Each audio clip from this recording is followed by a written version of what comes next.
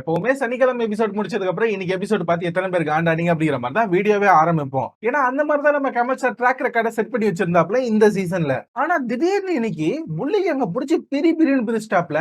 நான் கூட இந்த இடத்துல ரவினாவை கிழிப்பாரு அப்படின்னு பார்த்தா ரவினாவை விட ஒரு பங்கு அதிகமா புள்ளிக்கு அங்க தான் கிழிச்சாரு. அப்ப கூட மாயாவை தொட மாட்டாரு அப்படின்னு நினைச்சேன். ஆனா மாயாவை பார்த்து you should be double ashamed அப்படின்னு சொல்லி சிட் டவுன் அப்படின்னு உட்கார வச்சிட்டாப்ல. எனக்கே ஷாக், இந்த அளவுக்கு எல்லாம் இவர் பண்ண மாட்டாரு அப்படின்னு யோசிச்சேன். ஆனா உண்மையிலேயே இன்னைக்கு புள்ளிக்கு ஒரு தரமான ரோஸ்ட். இத பண்ணதுக்கு ஒரு ரீசன் இருக்கு. அது ஏன் அப்படிங்கறத நான் எபிசோடோட எண்ட்ல சொல்றேன். நிறைய சம்பவங்கள் இன்னைக்கு எபிசோட்ல இருக்கு. கூல் சுரேஷும் பயங்கரமான சம்பவம் எல்லாம் பண்ணி வச்சுட்டு போயிட்டாப்ல. சோ எல்லாத்தையும் அப்படியே ஒண்ணா கலந்து கட்டி ஒரே வீடியோல பார்த்தலாம். பட் வீடியோக்குள்ள போறதுக்கு முன்னாடி நான் உங்ககிட்ட ரெக்வஸ்டா கேட்கறதெல்லாம் ஒண்ணே ஒண்ணுதான். வீடியோ பாக்குற எல்லாரும் மறக்காம லைக் பண்ணிட்டு எத்தனாவது லைக் அப்படிங்கறத கமெண்ட்ல மென்ஷன் பண்ணுங்க. நிறைய பேர் வீடியோ பாக்குறாங்க பட் லைக் பண்றதுல மறக்காம லைக் பண்ணுங்க. இப்ப நம்ம சம்பவங்களுக்குள்ள போயிடலாம். முதல்ல எடுத்த உடனே வெள்ளிக்கிழமை நிகழ்வுகள் அப்படிங்கிற மாதிரி ஒரு 2 ஈவெண்ட் காமிச்சாங்க. இதை பத்தி ஏற்கனவே டிஸ்கஸ் பண்ணிருக்கோம். இருந்தாலும் நான் லைட்டா இந்த இடத்துல சொல்லிடுறேனே. அந்த சுகர் மேட்டர் காலையில எந்திரிச்ச உடனே விசித்ரா தான் முதல்ல அந்த ஹவுஸ் எல்லாம் கிளீன் பண்ணி வச்சுட்டு டீ போடலாம் அப்படின்னு ட்ரை பண்ணிருப்பாங்க. சுகர் இல்ல, ஏன்னா போன வாரம் ஒரு பாக்கெட் தான் வந்தது இல்லையா. அதனால இவங்க சுகர் எங்க அப்படின்னு தேடி பார்க்கும்போது மாயா வந்து அவங்களோட டம்ளர்ல லேசா சுகரை வந்து சேவ் பண்ணி வச்சாங்க போல. அதுல கரப்பாம்பூச்சி ஏதோ எறும்போ இருந்திருக்கு. எனக்கு அதை பாக்குறதுக்கு பெரிய சைஸ் ஈசல் மாதிரி இருந்தது. இவங்க அதை பார்த்து பாத்தீங்களா இந்த அளவுக்கு வேஸ்ட் பண்றாங்க அப்படின்னு சொல்லி அதை சிங்க்ல ஊத்தி கழுவிட்டாங்க. அதுக்கப்புறம் சுகர் எங்க எங்க அப்படின்னு கேட்டுக்கிட்டு இருக்கேன். ஃப்ரிட்ஜ்ல கொஞ்சோண்டு இருக்கு, ஆனா இது எல்லாருமே பிக் பாஸ் வீட்ல இருக்கவங்க எடுத்து வச்சது அப்படிங்கிற மாதிரி தினேஷ் சொல்லிட்டு போக, அதுக்கப்புறம் கூல் சுரேஷ் அதுல இருந்து ஒரு ஸ்பூன் கொடுத்துருப்பாப்ல. இவங்களும் வாங்கிட்டாங்க. அப்பதான் தினேஷ் சொல்லுவாப்ல, இங்க மாயாவோட டம்ளரை நீங்க தானே எடுத்து கழுவுனீங்க அப்படிங்கிற மாதிரி பழி போட, ஆமா சார் அதுல கரப்பாம்பூச்சி இருந்தது அப்படிங்கிற மாதிரி இவங்க சொல்ல, தினேஷ் உடனே அதுல கட்டெரும்பு தாங்க இருந்தது அப்படிங்கிற மாதிரி இவரும் நல்லா கேட்பாப்ல. சோ அதனால காலையிலேயே இவங்க 2 பேத்துக்கு இடையில ஒரு பஞ்சாயத்து வந்துரும். எனக்கு தெரிஞ்சு மாயாவோட சுகர் அப்படியே விட்டு இருந்திருக்கலாம். அவங்களே வந்து பாதி கீழே கொட்டி இருந்திருப்பாங்க. இல்ல அப்படின்னா அதை எடுத்து போட்டு அவங்க சாப்பிட்டுருக்கலாம். ஆனா இவங்க கழுவுனது கடைசியில இவங்க பேர்லயே பழி ஆயிடுச்சு. அது மட்டும் இல்லாம அந்த வீட்டுக்கு பிக் பாஸ் வீட்டுக்கு எடுத்து வச்சிருந்த சுகர்லயே இவங்க ஒரு ஸ்பூனை போட்டு குடிச்சிட்டாங்க. அதையும் இந்த இடத்துல மறைச்சிட்டாங்கன்னா பாத்துக்கங்களேன். ஆனா தினேஷ் இந்த இடத்துல கொஞ்சம் எக்ஸ்ட்ராவா வாய் விட்டாப்ல. அதனால நல்லாவே மாட்டிக்கிட்டாரு. இதுல வேற இவர் உப்மாவை வேஸ்ட் பண்ணிட்டாரு அப்படிங்கிற மாதிரி விசித்ரா ஒரு பிரச்சனை இந்த இடத்துல கொண்டு வர, என் மேல ஸ்டாம்ப் பண்ண பாக்குறீங்களா, அப்படிலாம் பண்ணாதீங்க. சும்மா உங்களை குத்தம் சொன்னா என்ன குத்தம் சொல்றதுக்கு வந்துருவீங்களே. நேத்து காலைல வச்ச உப்மா யாருமே சாப்பிடல, அதனால உங்க எல்லாரையும் கேட்டுதான் நான் தூக்கி கொட்டினேன் அப்படிங்கிற மாதிரி தினேஷ் மூக்க உடைச்சு விட்டு போயிட்டாப்ல. இது காலையில நடந்த பஞ்சாயத்து. இதுக்கப்புறம் சாயங்காலத்துக்கு மேல நம்ம கூல் சுரேஷ் ஒரு பஞ்சாயத்து ஆரம்பிச்சிருப்பாப்ல. ஒண்ணு இல்ல, எலிமினேட் ஆக வேண்டியவங்க எல்லாம் அவங்களுடைய அந்த சூட்கேஸ் எல்லாத்தையும் பேக் பண்ணி எடுத்து வைக்க சொல்லுவாங்க. நாமினேஷன்ல இருக்கவங்க எல்லாத்தையும் அத மணி எடுத்துட்டு வரும்போது கூல் சுரேஷோட பேக்ல இருந்தா 5 ஸ்டார்ஸ் எடுத்துருவாப்ல. உடனே இந்த இடத்துல கூல் சுரேஷ் அதெல்லாம் எடுக்காத, அதை ஒழுங்காவே என்னோட பசங்களுக்கு எடுத்துட்டு போனோம் அப்படிங்கிற மாதிரி இவரு சொல்ல, விஷ்ணுவா அர்ச்சனாவும் அங்க இருந்துகிட்டு என்ன இங்க இத்தனை பேருக்கு கொடுத்துட்டு போனால அப்படிங்கிற மாதிரி கேட்க, இவரு உடனே காண்டாயிடுவாப்ல. உங்களுதையாடா நான் எடுத்தேன், இது என்னோட பசங்களுக்கு எனக்கு கொடுத்து எடுத்துட்டு போறேன், உங்களுக்கு என்னடா அப்படிங்கிற மாதிரி இவரு கேட்க, விஷ்ணு உடனே வெளில போயிட்டு ஒரு 40 ரூபா கொடுத்து வாங்கி கொடுங்க, அதை எதுக்கா இங்க இருந்து எடுத்துட்டு போற அப்படிங்கிற மாதிரி விஷ்ணு கேட்க, இங்க உங்களுக்கு ஏதாவது சாப்பாட்டுக்கு பிரச்சனை இருக்கா சொல்லு நான் கொடுக்குறேன். எல்லாரும் இந்த இடத்துல தயிரை போட்டு எல்லாம் வயிச்சு நல்லா சாப்பிடுறீங்க அப்படிங்கிற மாதிரி சாப்பிட்டுக்கிட்டு இருந்த அர்ச்சனாவை பார்த்து சொல்ல அவங்க காண்டாயிட்டாங்க. அண்ணா இப்படிலாம் சொல்லாதீங்க, சாப்பிடும் போது ஏன்னா இப்படி சொல்றீங்க அப்படிங்கிற மாதிரி அந்த பொண்ணு செம காண்டாயிடுச்சு. அந்த பொண்ணு காண்டானதுக்கு இன்னொரு காரணம் என்ன தெரியுமா, அந்த பொண்ணுக்காக கொடுக்கப்பட்ட மீனை கூட அந்த பொண்ணு இவருக்காக விட்டு கொடுத்துருச்சு. இதெல்லாம் பண்ணியுமே இவர் இப்படி சொன்னதுனாலதான் அந்த பொண்ணு காண்டாச்சு. லைவ் பார்த்திருந்தீங்க அப்படின்னா இந்த சீன் கிளியரா புரியும். அதுக்கப்புறம் தினேஷ்லாம் வந்ததுக்கு அப்புறம் தான் இந்த பிரச்சனை ஓரளவுக்கு முடியும். அதுக்கப்புறம் பிக் பாஸ் இந்த இடத்துல சும்மா இல்லாம எல்லாருக்கும் 5 ஸ்டார் கொடுக்குறேன் அப்படிங்கிற மாதிரி திரும்பவும் எல்லாருக்கும் 5 ஸ்டார் கொடுக்க அர்ச்சனா பொண்ணு காண்டாயிடுச்சு. இதாங்க எனக்கு கொடுத்த 5 ஸ்டாரையும் உங்களுக்கே கொடுக்குறேன், இதையும் எடுத்து போய் உங்க பசங்களுக்கே கொடுங்க அப்படிங்கிற மாதிரி கோவமா தான் கொடுத்துட்டு வந்தது. அதுக்கப்புறம் கூல் சுரேஷ் என்னமோ பெருமையா நினைச்சுக்கிட்டு பரவாயில்லமா சாரிமா தங்கச்சி அப்படிங்கிற மாதிரி சாரி கேட்டு கன்வின்ஸ் ஆயிடுவாரு. இங்க இருந்து எடுத்துட்டு போனா அப்படின்னா என்னோட பசங்களுக்கு இது கொஞ்சம் நினைவா இருக்கும் அப்படிங்கிற மாதிரி ஒரு பிட்டையும் போட்டு விட்டாருன்னு வச்சுக்கோங்களேன். எப்படியோ ஒரு வழியா இந்த பஞ்சாயத்தெல்லாம் முடிஞ்சது. ராத்திரி திரும்பவும் இந்த இடத்துல விசித்ரா சமைக்கும் போது சும்மா இல்லாம அந்த முட்டையெல்லாம் அவிச்சு வச்சிட்டேன் வந்து அவர் உரிக்க சொல்லுங்க அப்படிங்கிற மாதிரி கூல் சுரேஷ் இருக்க, கூல் சுரேஷ் காண்டாயிட்டாப்ல. ஏன்னா இவர் இந்த வீட்டுல காலையில இருந்து வேலை செஞ்சாரு. என்னதான் சாக்லேட்டுக்காக சண்டை போட்டாலும் வேலை எல்லாம் கரெக்டா தான் செஞ்சாப்ல.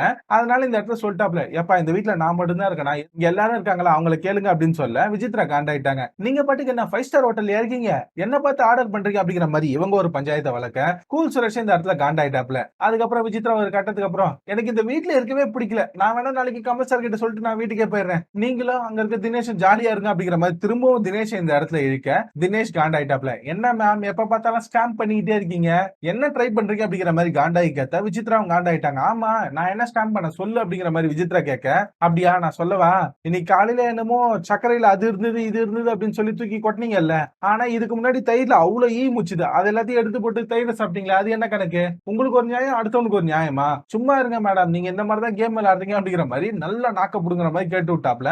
இன்ஃபேக்ட் இந்த இடத்துல விசித்ரா லைட்டா அழுதுட்டாங்க. சோ இந்த பஞ்சாயத்து எல்லாம் முடிஞ்சதுக்கு அப்புறம் தான் கமல் சாரோட என்ட்ரி. உண்மையை சொல்றேன் இன்னைக்கு ரொம்பவே நல்லா ஆரம்பிச்சாப்ல. உள்ள வந்த உடனே இந்த வாரம் உங்களோட பெர்ஃபார்மன்ஸ் சூப்பரா இருந்தது, முதல்ல அதை பத்தி பேசலாம் அப்படின்னு சொல்லி ஆரம்பிப்பாப்ல. ஃபர்ஸ்ட் எடுத்த உடனே இந்த இடத்துல தினேஷ்க்கு பாராட்ட சொல்லிடுவாப்ல. படையப்பா கெட்டப்ப நல்லா பண்ணீங்க, உண்மையிலேயே சூப்பரா பண்ணீங்க, உங்களோட பெர்ஃபார்மன்ஸ் பத்தி எல்லாம் சொல்லுங்க அப்படின்னு ஒருத்தரையா கேட்க ஆரம்பிக்க அப்படியே அர்ச்சனாக்கு இந்த இடத்துல நல்லாவே பாராட்டு விழும். இன்ஃபேக்ட் அந்த ஸ்லாங்க கூட நீங்க ரொம்ப அழகாவே ஃபாலோ பண்ணீங்க, அதெல்லாம் ரொம்ப நுணுக்கமா இருந்தது அப்படிங்கிற மாதிரி நல்லாவே பாராட்டி இருப்பாரு. இன்ஃபேக்ட் அர்ச்சனா எந்திரிக்கிறப்போ இந்த இடத்துல கிளாப்ஸ் வந்து கொஞ்சம் டவுன் பண்ணி தான் காமிச்ச மாதிரி எனக்கு ஃபீல் ஆகுது. சோ இவங்களுக்கு பாராட்டு எல்லாத்தையும் சொல்லி முடிச்சுட்டு எல்லார்கிட்டயும் பேச ஆரம்பிச்சிருப்பாப்ல. அப்புறம் விஜித்ரா கிட்ட வரும்போது ஒரு விஷயத்த சொல்லியிருப்பாரு. நீங்க கூட அந்த பாட்டுக்காக ரொம்ப ஃபீல் பண்ணீங்க, அப்படிலாம் ஒண்ணும் பண்ண தேவையில்ல, உங்களோட பெர்ஃபார்மன்ஸ் நல்லா தான் இருந்தது அப்படிங்கிற மாதிரி அவங்களையும் பாராட்டிட்டு கடைசியில மாயா கிட்ட வரும்போது கிளாசிக் தெரியல அப்படின்னாலும் என்டர்டெய்னிங்கா பண்ணிட்டீங்க அப்படிங்கிற மாதிரி ஒரு பாராட்டா பாராட்டிட்டாப்ல. இதை நான் முன்னாடியே சொல்லியிருந்தேன், மாயாக்கு பாராட்டு இருக்கும் அப்படின்ட்டு. அதே மாதிரியே பாராட்டிட்டாப்ல.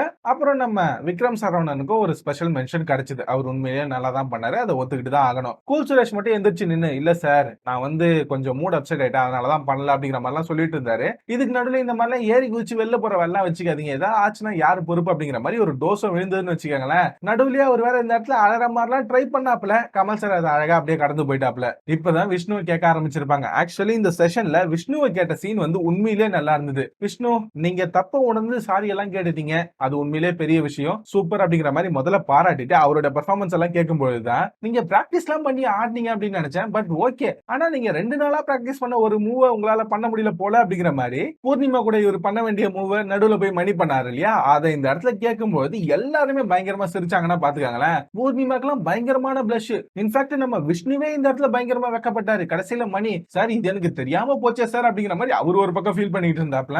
இத பேசினப்போ எல்லாருமே ஓரளவுக்கு ஜாலி ஆயிட்டாங்க. சோ எல்லாருமே நல்லா தான் பெர்ஃபார்ம் பண்ணீங்க, பட் நீங்க அந்த கேரக்டர்ல இருக்கும்போது சூப்பரா பண்ணீங்க, ஆனா அந்த கேரக்டரை விட்டு வெளியில வந்ததுக்கு அப்புறம் திரும்பவும் சதி பண்ண ஆரம்பிச்சிட்டீங்க, அதை பத்தி அடுத்த பிரேக்ல பேசலாம் அப்படிங்கிற மாதிரி ஒரு சின்ன பிரேக்கை விட்டு போயிட்டாப்ல. சோ அந்த பிரேக் முடிஞ்சு வரும்பொழுதுதான் வாங்க இப்ப சும்மா பிரைட்டா ஆரம்பிக்கலாம் அப்படிங்கிற மாதிரி முதல்ல ரவீனாவை எழுப்பினாப்ல. உங்களுக்கு பணம் கொடுத்தாங்க, அந்த பணத்தை தூக்கி மொத்தமா மணிக்கிட்ட நீங்க எப்படி கொடுக்கலாம்? ரூல்ஸ் படி பார்த்தா அது சரிதான், இருந்தாலுமே அடுத்தவங்களோட பெர்ஃபார்மன்ஸை பார்க்காம எப்படி நீங்க மணிக்கு கொடுக்கலாம் அப்படிங்கிற மாதிரி நல்லா நாக்க புடுங்குற மாதிரி நம்ம விஷ பாட்டில் கிட்ட ஒரு கேள்வியை கேட்டாப்ல. ரவீனா பொண்ணு இந்த இடத்துல, இல்ல சார் மணியை எவ்வளவோ சொன்னாப்ல, இருந்தாலும் நான் வந்து அவரோட பெர்ஃபார்மன்ஸ் நல்லா இருந்ததுனால மொத்தமா கொடுத்துட்டேன் சார் அப்படிங்கிற மாதிரி இந்த பொண்ணு ஏதோ மழுப்ப பார்க்க, நீங்க பண்ற ஒவ்வொரு விஷயமும் மணிக்கு எவ்வளவு கெட்டதா போகுதுன்னு தெரியுமா உங்களுக்கு அப்படிங்கிற மாதிரி நாக்க புடுங்குற மாதிரி திரும்ப கேட்டாப்ல. இதை திரும்ப கூட கொடுத்துற, நீ எல்லாருக்கும் ஷேர் பண்ணி கொடு அப்படிங்கிற மாதிரி நானும் சொன்னேன் சார் அப்படிங்கிற மாதிரி மணியை சொல்றாப்ல. அதுக்கு அடுத்துதான் கமல் சார் இங்க இருந்து ஒரு லீட பிடிச்சாப்ல. இங்க பிடிச்சவர் தான் அப்படியே புள்ளிக்கு அங்க போட்டு ஒரு வழி ஆக்கிட்டாப்ல. தம்பிங்களா, இவங்க தப்பு பண்ணிட்டாங்க, ஆனா அந்த தப்பை சரி பண்றதை விட்டுட்டு நீங்களும் அதே தப்பை திரும்ப பண்ண பாத்தீங்க இல்லையா, அதை பத்தி எல்லாரும் சொல்லுங்க அப்படின்னு சொல்ல தினேஷ் அர்ச்சனா ஓரளவுக்கு சொன்னாங்க. ஏன்னா அவங்க எல்லாம் எல்லாருக்குமே காசை ஈக்குவலா பிரிச்சு கொடுத்தாங்க, அதனால அவங்க எல்லாம் தப்பிச்சிட்டாங்க. அர்ச்சனா பொண்ணு கிளியராவே சொல்லிருச்சு, சார் நான் ரவீனா கிட்ட சொன்னேன், பட் அவ கேட்கல அப்படிங்கிற மாதிரி சொல்ல ரவீனா ஒத்துக்குச்சு. ஆமா சார் இவங்க சொன்னாங்க, நான் தான் கேட்கல அப்படிங்கிற மாதிரி அந்த பொண்ணு ஒத்துக்குச்சு. ஆனா அது அப்படியே மாதிரி இந்த சைடு வரும்போதுதான் புள்ளி கேங் டோட்டலா மாட்ட ஆரம்பிச்சது. நிக்சன் சொல்லிட்டாப்ல, இல்ல சார் எல்லாருமே சேர்ந்து அந்த இடத்துல மணியை பிரைஸ் வின் பண்ண வைக்கணும் அப்படின்னு நினைச்சாங்க, அதனாலதான் நாங்கெல்லாம் சேர்ந்து விஜய்க்கு கொடுக்க பார்த்தோம் அப்படிங்கிற மாதிரி முதல்ல உண்மையை போட்டு உடைச்சாப்ல. அதுக்கு அடுத்து அப்படியே இந்த சைடுல மாயா கிட்ட வரும்போது, இல்ல சார் நானும் அதே தான் சார் ட்ரை பண்ணா, ஆனா நான் வந்து தப்பு பண்ணிட்டேன் அப்படிங்கறத ஒத்துக்கிறேன் சார், நான் வந்து ரொம்ப அசிங்கமா ஃபீல் பண்றேன் சார் அப்படிங்கிற மாதிரி சொல்ல அடுத்து விக்ரமும் எந்திரிச்சு அதே தான் சொன்னாப்ல. உடனே பூர்ணிமா இந்த இடத்துல சார் சார் அப்படிங்கிற மாதிரி கை தூக்கி, என்ன மட்டும் ஏன் சார் கேட்காம போயிட்டீங்க அப்படிங்கிற மாதிரி வழக்கம் போல அவங்க சீன் போட்டுக்கிட்டே கேட்க கமல் சார் உடனே, இல்ல இல்ல நீங்க வந்து ஒண்ணு ப்ரிப்பேர் பண்ணி வச்சிருப்பீங்க, அதனாலதான் முதல்ல மத்தவங்க எல்லாத்தையும் கேட்டுட்டேன், என்ன வேணா கமல் சார் கேட்டுப்பாரு அப்படிங்கிற மாதிரி சொன்னீங்கல்ல, நீங்க என்ன வேணா சொன்னா கேட்டு போறதுக்கு நான் ஒண்ணும் அந்த ஆள்லாம் கிடையாது அப்படிங்கிற மாதிரி ஏதோ பயங்கரமா பேசிட்டாரு. நானே ஆச்சரியப்பட்டேன். டக்குன்னு இந்த இடத்துல யாருக்கு அதுல பூ சுத்த பாக்குறீங்க, எப்பா தம்பிங்களா பூ இருந்தா எடுத்துட்டு வாங்க, இவங்க யாருக்கு அதுல அதை வைக்கிறாங்க அப்படிங்கறத இவங்க பேசி முடிச்சதுக்கு அப்புறம் பாத்துக்கலாம் அப்படிங்கிற மாதிரி ஒரு பஞ்ச போட்டு பூர்ணிமா கிட்ட கேட்க ஆரம்பிக்க பூர்ணிமா அப்படியே வேலை வளர்த்து போயிட்டாங்க. ஐயோ இத்தனை நாள் இவரு நம்ம பக்கம் இருந்தாரு, திடீர்னு பார்த்தா இப்படி மாறிட்டாரே அப்படிங்கிற மாதிரி பூர்ணிமாக்கே இந்த இடத்துல ஒரு நிமிஷம் சர்ப்ரைஸ் ஆயிடுச்சு. அது மட்டும் இல்லாம நம்ம மாயா கூட சண்டை போட்டதுனாலதான் இப்படி ஆச்சோ அப்படிங்கிற மாதிரி ஒரு டவுட் அவங்களுக்கு வந்துருச்சுன்னா வச்சுக்கோங்களேன். அதுக்கப்புறம் தான், இல்ல சார் நானும் மாயாவும் பேசினது வந்து வேற சார், அவங்க தப்பு பண்ணிட்டாங்க, அந்த தப்பை நாங்க திரும்பவும் பண்ணக்கூடாது அப்படிங்கிறதுக்காக தான் நாங்க இந்த மாதிரிலாம் பண்ணோம், அப்படி இருக்கும்போது காசை பிரிச்சு மொத்தமா விஜய் கிட்ட கொடுக்கலாம் அப்படின்னு போகும்போது தான் மாயா வந்து நான் மாட்டிக்க போறேன், அதனால நான் மாட்டக்கூடாது, என் காசை திரும்ப கூட அப்படின்னு அவங்க கேட்கும்போது எங்களுக்குள்ள சண்டை வந்துருச்சு அப்படிங்கிற மாதிரி தப்பிக்கிறதுக்கு பேச சொன்னா இவங்களே எல்லா உண்மையும் வளர கமல் சார் உடனே அதை தான் நானும் சொல்றேன், நீங்களே தான் தப்பு பண்ணீங்க, அதை ஒத்துக்கங்க அப்படிங்கிற மாதிரி சொல்ல பூர்ணிமாக்கு அவ்வளவுதான் டோட்டல் ஆஃப். இதுக்கு நடுவுல மாயா உடனே, சார் நான் தப்பு பண்ணிட்டேன் சார், நான் ஒத்துக்கிறேன் சார், இவங்க என்னதான் சொல்லி இருந்தாலும் நான் அதை பண்ணிருக்க கூடாது சார் அப்படிங்கிற மாதிரி சொல்ல, மாயா நீங்க அசிங்கமா எல்லாம் ஃபீல் பண்ண கூடாது, இன்ஃபேக்ட் சொல்ல போனா அப்படின்னா நீங்க 2 மடங்கு அசிங்கமா ஃபீல் பண்ணணும், you should be double ashamed, sit down down அப்படிங்கிற மாதிரி நறுக்குன்னு உட்கார வச்சிட்டாப்ல. மாயாக்கே ஒரு நிமிஷம் செம ஷாக் ஆயிடுச்சு. என்ன இவரு நம்மளே நோஸ் கட் பண்ணிட்டாரு அப்படிங்கிற மாதிரி சைலண்டா உட்காந்துட்டாங்க. அடுத்து திரும்பவும் ரவீனா கிட்ட வரும்போது, சார் நான் தெரியாம பண்ணிட்டேன், இதுக்கு மேல நான் அப்படி பண்ண மாட்டேன் அப்படிங்கிற மாதிரி அந்த பொண்ணு சொன்ன உடனே, இத பாருங்க நீங்க பண்ண ஒரு தப்புனாலதான் மணியால அந்த 2வது ரவுண்ட்ல பெர்ஃபார்ம் பண்ண முடியாம போயிடுச்சு. இன்னொன்னு, இந்த நிக்சனுக்கு பாயிண்ட் டேபிள்ல அதிகமான பாயிண்ட்ஸ் கிடைச்சது அப்படின்னு எல்லாரும் சொன்னீங்க இல்லையா, இது எந்த வகையில நியாயம் அப்படிங்கிற மாதிரி ஒரு கேள்வி கேட்க ஆடியன்ஸ் சைடுல இருந்து பயங்கரமான கிளாப்ஸ். இதை நான் இதுக்கு முன்னாடியே ஒரு வீடியோல சொல்லியிருந்தேன். மணி மட்டும் 2வது ரவுண்ட் கலந்துருந்தாரு அப்படின்னா அவரு தான் இந்த இடத்துல பாயிண்ட் அதிகமா இருந்திருப்பாப்ல. ஏன்னா அவர் ப்ரொஃபஷனல் டான்சர், கண்டிப்பா அவர் தான் இருந்திருப்பாரு. சோ அதனால இந்த இடத்துல கமல் சார் அந்த கேள்வியை கேட்டது மட்டும் இல்லாம நிக்சன் மூக்க உடைச்சு விட்டு, நீங்க பண்ண ஒரு விஷயத்தினாலதான் மணிக்கு இப்ப அந்த பிரைஸ் கிடைக்காம போயிடுச்சு அப்படிங்கிற மாதிரி ரவீனா கிட்ட சொல்லி, நீ தான் மணியோட கேமுக்கே தடையா இருக்கு அப்படிங்கறதையும் சுட்டி காட்டி உட்கார வச்சிட்டாப்ல. இது கூட புரியாத அளவுக்கு நீ குழந்தையா அப்படிங்கிற மாதிரி கலாச்சு விட்டாரு. இதுக்கு அடுத்துதான் அவங்க தான் தப்பு பண்ணாங்க, சரி நீங்க அதை வளர்த்து விட்டீங்க இல்லையா, அது இன்னும் பெரிய தப்பு அப்படிங்கிற மாதிரி மாயாவோட கேங்கையும் பக்காவா பொழந்து கட்டாப்ல. திரும்பவும் இந்த இடத்துல பூர்ணிமா எந்திரிச்சு, சார் நீங்க சொல்றது எனக்கு புரியுது சார், இருந்தாலும் சார் அப்படிங்கிற மாதிரி மழுப்பி கடைசியில ஓகே சார் நான் ஒத்துக்கிறேன் சார், சாரி சார் அப்படிங்கிற மாதிரி திரும்ப வர, இல்ல எனக்கு இந்த சாரியில நம்பிக்கை இல்ல, இன்ஃபேக்ட் இந்த சீசன்ல இந்த சாரியோட வேல்யூ ரொம்ப கம்மியா இருக்கு அப்படிங்கிற மாதிரி 75வது நாள் வந்து பேசுறாப்ல. அட்லீஸ்ட் இப்பயாவது பேசினாரே அப்படின்னு மனசை தேத்திக்கலாம். ஒரு பயங்கரமான ரோஸ்ட தான் போட்டாரு, அதையும் ஒத்துக்கிட்டு தான் ஆகணும். ஆனா இந்த ரோஸ்ட ஏன் பண்ணாரு அப்படிங்கறத நான் இந்த வீடியோட எண்ட்ல சொல்றேன். சோ எல்லார்கிட்டயும் பேசி முடிச்சுட்டு இதுக்கு மேல இந்த மாதிரி நடக்காம பாத்துக்கங்க அப்படிங்கிற மாதிரி இன்னொரு பிரேக்க விட்டு போயிட்டாப்ல. இப்பதான் இந்த இடத்துல ரவீனா பொண்ணு மணி கிட்ட பேசுது. மணி சொல்லிட்டாப்ல, பாத்தியா எனக்காக விளையாடி என்ன மாட்டி வர்ற பாத்தியா அப்படிங்கிற மாதிரி சொல்ல, அப்ப நான் உனக்காக இனிமேட்டு விளையாட கூடாது அப்படிங்கிற மாதிரி இந்த பொண்ணு திரும்பவும் கியூட்டா கேட்கறத நினைச்சிட்டு படுக்கிறிஞ்சா கேட்டுக்கிட்டு இருக்கு. மணி சொல்லிட்டாப்ல, இதுக்கு மேல வேணாம் தாய் அப்படிங்கிற மாதிரி. சோ இந்த பிரேக் முடிஞ்சு திரும்பவும் கமல் சார் வரும்போதுதான் எவிக்ஷன் கார்டை காட்டுவாப்ல. ஆனா இந்த இடத்துல எல்லாம் பூர்ணிமா டோட்டல் ஆஃப். ஏன்னா ரோஸ்ட் அந்த அளவுக்கு மாயா கண்டுக்கவே இல்லைன்னு வச்சுக்கோங்களேன். அவங்க அது மாதிரிதான், தெரிஞ்ச விஷயம் தான். சோ எவிக்ஷன் கார்டை திரும்ப காட்டின உடனே எல்லாரும் இந்த இடத்துல காண்டாயிட்டாங்க. அது மட்டும் இல்லாம எனக்கு சம்டைம்ஸ்ல 3 முட்டை சாப்பிடணும்னு கூட ஆசையா இருக்கும் அப்படிங்கிற மாதிரி எலிமினேஷன் இந்த இடத்துல சுட்டி காமிச்சு பேசினேன். விஷ்ணு எல்லாம் டோட்டல் ஆஃப். எப்பயுமே நீங்க சொல்லுவீங்க இன்னைக்கு நானே முதல்ல காமிச்சிடறேன் அப்படின்னு சொல்லி சுரேஷோட பேரை எடுத்து காமிச்சிட்டாப்ல. சோ சுரேஷ் இந்த இடத்துல ஃபீல் ஆயிட்டாரு, இருந்தாலும் அதை வெளியில காமிச்சிக்கல. ஓரளவுக்கு மழுப்பிக்கிட்டே அங்க இருந்து வெளில வந்தாரு. இத்தனை நாள் கஷ்டப்பட்டு சேர்த்து வச்சாரு இல்லையா இந்த மியூச்சுவல் ஃபண்ட், அதை ஒரு 4 பேருக்கு கொடுத்தாரு. முதல்ல விசித்ராக்கு, 2வது ரவீனாக்கு, 3வது விஷ்ணுக்கு, 4வது மாயாக்கு. இந்த 4 பேருக்கு பிரிச்சு கொடுத்துட்டு ஒரு மாதிரி எமோஷனலா தான் அங்க இருந்து வெளியில வந்தாரு. வெளில வந்த உடனே ஃபன் ஆயிட்டாருன்னு வச்சுக்கோங்களேன், அது வேற விஷயம். ஆனா இதுக்கப்புறம் வெளியில வந்த உடனே தான் இவரோட பஞ்ச் வேற லெவல். இன்ஃபேக்ட் இவர் 75 நாள் உள்ள இருந்து சம்பவம் பண்ணாரு இல்லையா, அதெல்லாம் மேட்டரே கிடையாது. போறப்போ ஒரு சம்பவம் பண்ணாரு, அதுதான் உண்மையிலே வேற லெவல் தக் லைஃப். கமல் சாரை பார்த்த உடனே கால்ல விழ, இல்ல குல் சுரேஷ் அதெல்லாம் பண்ண தேவையில்ல, நீங்க வந்து கேம் விளையாடுறப்போ ஒதுங்கியே இருந்தீங்க, அது ஏன் அப்படின்னு தெரியல அப்படின்னு கேட்கும்போது, இல்ல சார் எனக்கு வந்து சண்டைலாம் வேணாம் அப்படின்னு நினைச்சேன், அதனாலதான் அப்படி இருந்தேன் அப்படிங்கிற மாதிரிலாம் இவர் சொல்லிக்கிட்டு இருக்கேன். இந்த கேம்ல அப்படி இருக்க முடியாது அப்படின்னு உங்களுக்கு தெரியல, அப்புறம் ஏன் அப்படி இருந்தீங்க அப்படிங்கிற மாதிரிலாம் இவர் அட்வைஸ் பண்ணிக்கிட்டு இருக்கேன். சரி ஓகே இப்போ வந்துட்டீங்க, இப்பயாவது உள்ள இருக்கவங்களை பத்தி என்கிட்ட சொல்லுங்க, அவங்களுக்கு தெரியாது அப்படின்னு சொல்ல, இல்ல சார் இதுக்கு மேல எனக்கு என்ன பயம், போடுங்க எல்லாரையும் விட்டு கிழிப்போம் அப்படிங்கிற மாதிரி சொல்ல, திரும்பவும் ஹவுஸ்மேட் கிட்ட இவர் இன்டராக்ட் பண்ண ஆரம்பிச்சாப்ல. இந்த இடத்துல தான் கமல் சார் மாதிரியே மிமிகிரி பண்ற அப்படிங்கிற மாதிரி எல்லாரையும் உட்கார சொல்ல, கமல் சார் உடனே கூல் சுரேஷ் அதை கொஞ்சம் திரும்பி என்ன பார்த்து சொல்லுங்க அப்படின்னு சொன்னதெல்லாம் கொஞ்சம் ஃபன்னா இருந்தது. அதுக்கப்புறம் தான் எல்லார பத்தியும் கிழிக்க ஆரம்பிச்சாப்ல. ஃபர்ஸ்ட் எடுத்த உடனே பூர்ணிமா லாஸ்ட் 2 வாரமா நீ கொஞ்சம் ஒழுங்கா இருக்க, நீ அப்படியே இருந்து உன்னை யாரு அப்படின்னு காமிச்ச அப்படின்னா நீ வின்னர் ஆகிறது கூட வாய்ப்பு இருக்கு, மத்தவங்க பேச்ச கேட்டு ஆடாத அப்படிங்கிற மாதிரி போற போக்குல மாயாவா ஒரு குத்து குத்திட்டாப்ல. அடுத்து மாயா நீ ஏன் இப்படி இருக்க, நீ உள்ள காமிக்கிறது தான் நீயா இல்ல கேமுக்காக இந்த மாதிரி கிறுக்குத்தனம் பண்றியா அப்படிங்கிற மாதிரி பயங்கரமா கலாச்சு விட்டாரு.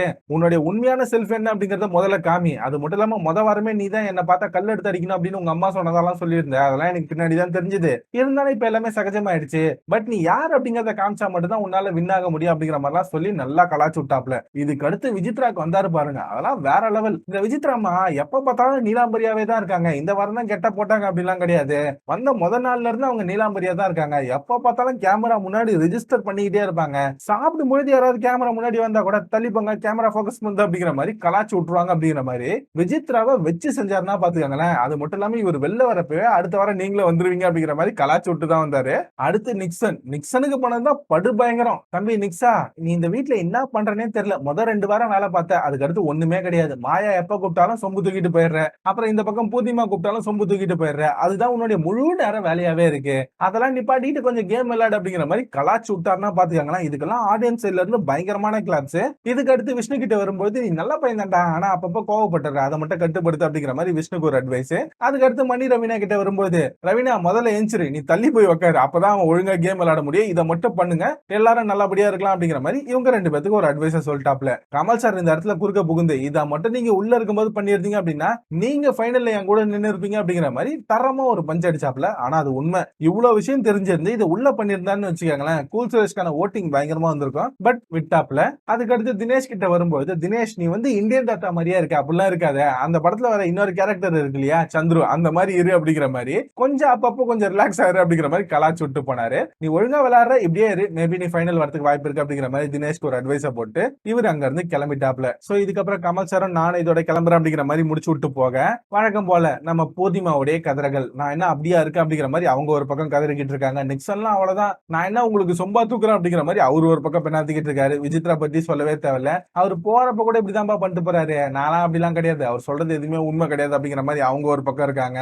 மாயாலாம் கண்டுக்கவே இல்ல, கூல் சுரேஷ் கொடுத்த அந்த 50 ரூபாய் தூக்கின்னு போயிட்டு அவங்களோட உண்டியல்ல போறதுல தெளிவா இருந்தாங்க. சோ இதோட தான் இன்னைக்கு எபிசோட் முடிச்சிருக்காங்க. நாளைக்கு எபிசோட்ல தினேஷ்க்கு ரோஸ்ட் இருக்கும் அப்படின்னு நினைக்கிறேன். பட் இதுல காமெடி என்ன தெரியுமா, இந்த வாரம் முடிச்ச உடனே ஃபேமிலி ரவுண்ட் இருக்கு. அந்த ஃபேமிலி ரவுண்டுக்கு தான் உண்மையாவே நான் வெயிட்டிங். யோசிச்சு பாருங்க, எல்லா ஃபேமிலியும் உள்ள வர போது உள்ள வரவங்க எல்லாம் மாயா பூர்ணிமா கிட்ட என்ன சொல்லுவாங்க, அதுதான் எல்லாருக்குமே ஒரு மிகப்பெரிய கொஸ்டின் மார்க்கா இருக்கு. நான் ரொம்ப எக்ஸைட்டடா வெயிட் பண்றது இந்த ஃபேமிலி ரவுண்டுக்கு தான். அது மட்டும் இல்லாம பூர்ணிமாவோட ஃபேமிலி வேற இப்ப வெளில பயங்கரமா இன்டர்வியூ கொடுத்துட்டு இருக்காங்க, பாத்துருப்பீங்க அப்படின்னு நினைக்கிறேன். அவங்க உள்ள வந்தா மாயாவை பத்தி என்ன சொல்ல போறாங்க அப்படிங்கறதெல்லாம் ரொம்ப கியூரியஸா இருக்கு. அப்புறம் இன்னொரு ஆள் எவிக்டட் யார் அப்படின்னு இப்போ வரைக்கும் நியூஸ் வரலீங்க. சில பேர் விஷ்ணுன்றாங்க, சில பேர் நிக்சன் அப்படின்றாங்க. ட்விட்டர்ல கூட இதை அபிஷியலா கன்ஃபார்ம் பண்ற யாருமே இன்னும் கன்ஃபார்ம் பண்ணல. அதுதான் ஒரு மிகப்பெரிய கேள்விக்குறியா இருக்கு. அது வந்துருச்சு அப்படின்னா நான் கம்யூனிட்டி போஸ்ட்ல அபிஷியலா போடுறேன். சோ நீங்க யார் வெளில போனா அப்படின்னு ஆசைப்படுறீங்க அப்படிங்கறத மறக்காம கமெண்ட்ல போடுங்க. இந்த புள்ளிகங்க எதுக்காக இன்னைக்கு இவ்வளவு ரோஸ் பண்ணாங்க தெரியுமா? ஆக்சுவலா அதுக்கு ஒரு ரீசன் இருக்கு. யோசிச்சு பாருங்க, புள்ளிகங்கல இருக்க யாருமே இந்த வாரம் நாமினேட் ஆகல, நிக்சன் மட்டும் தான் நாமினேட் ஆயிருக்காப்ல. சோ அவர் போனாலும் யாரும் பெருசா ஃபீல் பண்ண போறது இல்ல, இருந்தாலும் யாரும் மதிக்க போறது இல்ல. சோ அங்க இருக்க மெயின் பிளேயர் மாயாக்கு ஒண்ணு ஆக போறது இல்ல. அதனாலதான் இன்னைக்கு எல்லாரையுமே விட்டு கிழி கிழிச்சாங்க. அது மட்டும் இல்லாம அடுத்த வாரம் இவங்க நாமினேட்டே ஆனாலும் வெளில போறதுக்கு 2 மிச்சர் கண்டஸ்டன்ஸ் இருக்காங்க. ஒண்ணு அடுத்த வாரம் எப்படியே ரவீனா நாமினேஷனுக்கு வந்துரும், அதனால அவங்கள தூக்கிறதுக்கு வாய்ப்பு இருக்கு. கூடவே கண்டிப்பா விக்ரம் வந்துருவாப்ல. சோ அடுத்த வாரம் விக்ரம் நாமினேஷனுக்கு வந்தாலே அவர் வெளில போயிடுவாரு, அது தெரிஞ்ச விஷயம். சோ இவங்க 2 பேரும் அடுத்த வாரத்துக்கு பலிகடாவா இருக்காங்க. அதனால மாயா பூர்ணிமா எப்படியும் சேவ் ஆயிடுவாங்க. அதனால இந்த வாரம் ரோஸ்ட் போட்டோம் அப்படின்னா அடுத்த 2 வாரம் அவங்க ஓரளவுக்கு நல்லா விளையாடுவாங்க. அதனாலதான் இந்த வாரம் அவங்களை விட்டு கிழி கிழிச்சிருக்காங்க. அதுவும் எஸ்பெஷலி பூர்ணிமாக்கெல்லாம். இந்த இடத்துல பூர்ணிமா திட்டு வாங்கினதுக்கு இன்னொரு காரணம் இருக்கு. அவங்க இந்த இடத்துல அர்ச்சனா கிட்ட இருந்து ஒரு பாயிண்ட் வாங்கினாங்க இல்லையா, அதை வாங்கிட்டு அதுவும் இல்லாம மாயாவை வேற ஒரு இடத்துல எதிர்த்து பேசிட்டாங்க. எப்படி நீ மாயாவை எதிர்த்து பேசலாம் அப்படிங்கிற மாதிரி தான் அவங்கள வச்சு இன்னைக்கு கீழ்ச்சி விட்டுருக்காங்க. பூர்ணிமாக்கு அது கொஞ்சம் கொஞ்சமா புரியுது. சோ அவங்களோட கேம் பிளே எப்போ எப்படி மாற போகுது அப்படிங்கறத வெயிட் பண்ணி பார்க்கலாம். சோ இதோட தான் இன்னைக்கு எபிசோட் முடியுது. கண்டிப்பா இந்த எபிசோட் உங்களுக்கு பிடிச்சிருக்கும் அப்படின்னு நம்புறேன். இது வரைக்கும் வீடியோ பார்த்திருக்கீங்க அப்படின்னா கண்டிப்பா வீடியோ பிடிச்சிருக்கும். சோ அப்படியே போற போக்குல ஒரு லைக்கை போட்டு போனீங்க அப்படின்னா ரொம்ப ஹெல்ப்ஃபுல்லா இருக்கும். சோ அதை மறக்காம பண்ணுவீங்க அப்படின்னு நம்புறேன். நான் அடுத்த வீடியோல உங்களை மீட் பண்றேன். Until then, bye bye. Thank you guys.